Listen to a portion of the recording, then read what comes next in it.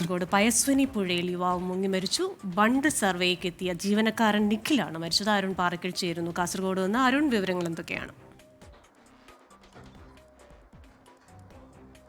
Christina, ഇന്ന് ഉച്ചയോടുകൂടിയാണ് ഈ ഒരു അപകടമുണ്ടാകുന്നത്. ഈ ബണ്ട് നിർമ്മാണത്തിന് പയസ്വിനി പുഴയിൽ ബണ്ട് നിർമ്മാണത്തിൻ്റെ പ്രവൃത്തികൾ നടക്കുകയാണ്. അതിൻ്റെ സർവേക്കായി എത്തിയതാണ് നിഖിലും അതുപോലെ തന്നെ നിഖിൽ ഉൾപ്പെടെയുള്ള 4 അംഗ സംഘം. നിഖിൽ ആലപ്പുഴ സ്വദേശിയാണ്. ആലപ്പുഴ ചെറിയനാട് സ്വദേശിയാണ് നിഖിൽ. 28 വയസ്സായിരുന്നു. ഇതിനിടയിൽ ഈ ആഴം പരിശോധിക്കുകയായിരുന്നു ഈ സർവേ സംഘം. അതിനിടയിലാണ് ഈ അപകടമുണ്ടാകുന്നത്. നിഖിലിനെ കാണാതിരുന്നതോടുകൂടി ഒപ്പമുണ്ടായിരുന്ന ആളുകൾ നിഖിലിന് വേണ്ടിയുള്ള തെരച്ചിൽ നടത്തുകയായിരുന്നു. ഈ ആഴം പരിശോധിക്കുന്നതിനിടയിൽ വലിയ കുഴിയിൽ, പുഴയ്ക്കു അടിയിലെ വലിയ കുഴിയിൽ നിഖിൽ കുടുങ്ങിപ്പോയി എന്നൊരു സംശയമാണിപ്പോൾ പ്രാഥമികമായി പോലീസും അതുപോലെ തന്നെ കൂടെ ഉണ്ടായിരുന്ന സഹപ്രവർത്തകരും പങ്കുവെക്കുന്നുണ്ട്. എന്തായാലും മരണം സ്ഥിരീകരിച്ചു. പോലീസ് അസ്വാഭാവിക മരണത്തിന് കേസെടുത്തിട്ടുണ്ട്. ഈ പുഴയിലെ ആഴങ്ങളിൽ കുടുങ്ങിയതാകാം അപകട കാരണമെന്നൊരു നിഗമനത്തിൽ തന്നെയാണ് ഇപ്പോൾ നിലവിലുള്ളത്.